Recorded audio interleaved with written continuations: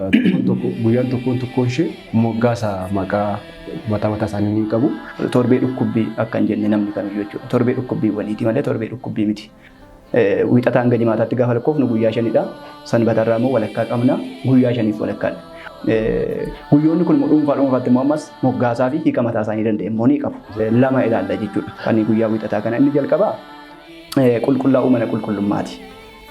Inni lammaffaan hiikni lammaffaan guyyaa kana abaaramuu balas yookaan immoo abaaramuu harbuu jenna.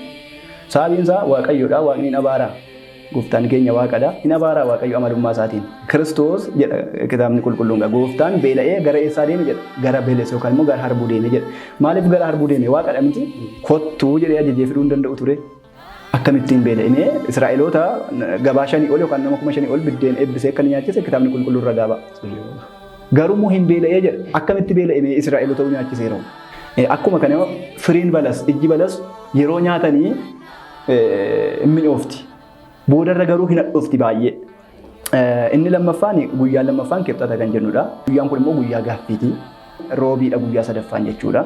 Guyyaan roobii immoo moggaasa 3 qaba. Inni arfaffaan guyyaa kamisaati. Kamisni immoo moggaasa 4 qaba. Gabaabsinee gaafa laallu. Phexros tiitinnaadhaan yookaan kasoominaan nan dhiqxuu jedhe.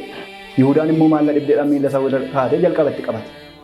Sanbata si'uur jedhamte yookaan immoo sanbata diigamte qadaamee si'uur jedhamte beekamti jechuudha. Yoordaanos keessa kan jiru gaafa cuuphaa akka diigame beekamaadha. Si'ool keessa kan jiru immoo guyyaa kana waan diigamee fi